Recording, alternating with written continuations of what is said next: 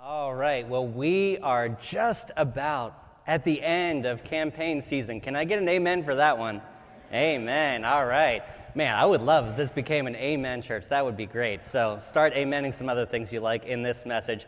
But I do have a caveat here. Just because it's the end of the campaign season out there, we as followers of Jesus are always in a campaign. But our campaign just looks a little bit different. Our different sort of campaign is actually a campaign for kindness. And so in this season, we've been campaigning for kindness, and we've been using the golden rule of Jesus as our motivation. He gives it both in the Sermon on the Mount in Matthew and the Sermon on the Plain in Luke. You know it. If you've been through kindergarten class, you know the golden rule. So let's say it together. Do unto others as you would have them do unto you. Basically, how do you want to be treated? Think about how you want to be treated and find a way that you can treat others in that exact same way.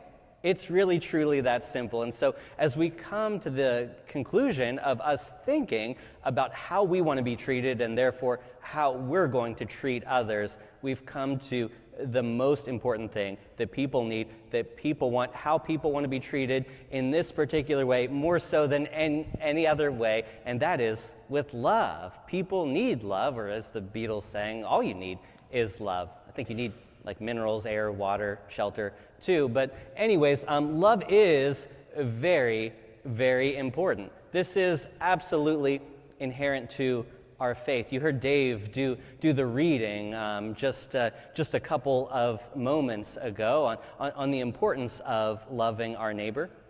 I've got to admit that I'm not really much of one to put a political sign outside. Trust me, I've got my strong preferences, but I can find fault and even my great preference. So the last time that Rochelle and I put out something that vaguely resembled a political sign was one that just simply said, "Love thy neighbor." I thought that was something that we could all hopefully get behind.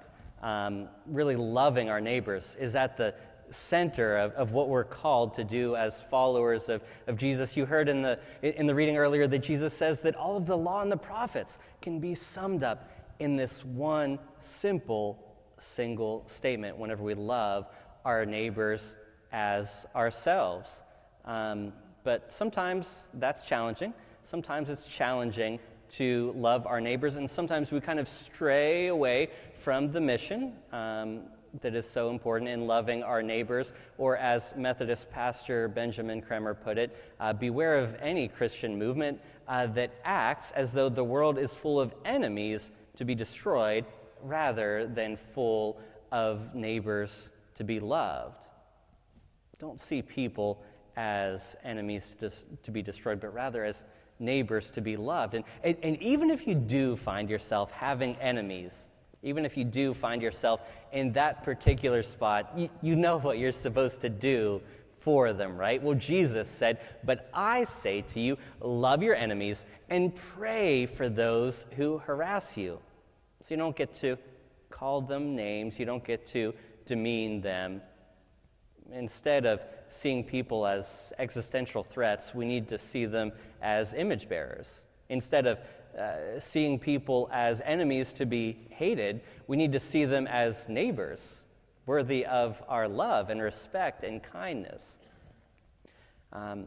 Back in 2016, I preached a sermon series leading into that presidential election, and I wore around this pin for the duration of it. It says on it, "Jesus for President."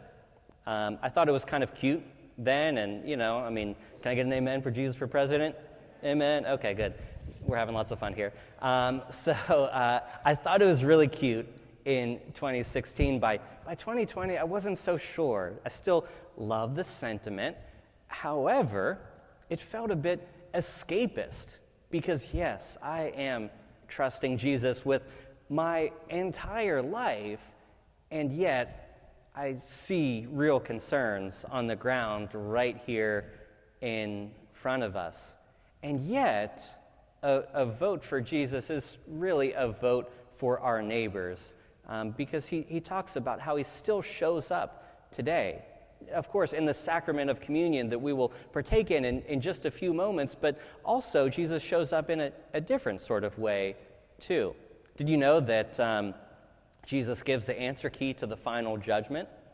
I know I talked a couple weeks ago about how we kind of used Ted Lasso as our motivation about how we're supposed to be curious and not judgmental, but that's really us. God still gets to judge, but the good news is that we've got the answer key. We've got the answers to the test. We know exactly how that final judgment is going to go down. Do you want to hear the criteria? Jesus puts it like this: I was hungry, and you gave me food to eat. I was thirsty, and you gave me a drink. I was a stranger, and you welcomed me. I was naked, and you gave me clothes to wear. I was sick, and you took care of me. I was in prison, and you visited me. This is the judgment criteria by which Jesus says that the king will judge at the end times. Hungry? Did you give somebody something to eat? Thirsty? Did you quench their thirst? Naked? Did you clothe them? A stranger? Did you welcome them? Sick? Did you care for them? And imprisoned? Did you visit them? This right here is the criteria that we will be judged by, and it's really our motivation being that, well, Jesus is still showing up.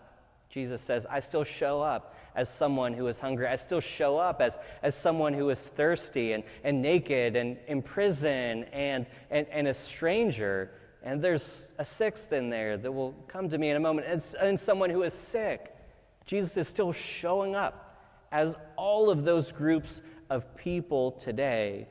And so if you can't get yourself to a place of caring for them, out of your genuine, deep concern for them, let your faith in Jesus be your motivation to reach out and to care for people who are honestly and genuinely in need of our care. Just imagine how our world would be transformed if this is how we lived and moved and found our being for as long as we are on this earth. Look, if it hasn't been abundantly clear, let me make it clear. Sharing kindness with persons, not positions, is core to our faith, regardless of people's positions on the issues that you feel very strongly about, regardless of even their faith. We are still called to share kindness with everyone with whom we interact. We don't get to pick and choose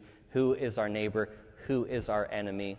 Even if you find yourself having an enemy, still love them, still pray for them, still treat them as if they are your dearly beloved neighbor.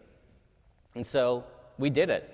I don't know if we came to that sort of like full-scale transformation yet, but we did it. We came through 5 weeks of thinking about these things, of approaching our world with a do unto others lens in a contentious political season, and we didn't endorse a candidate. So great job, everybody, on that one.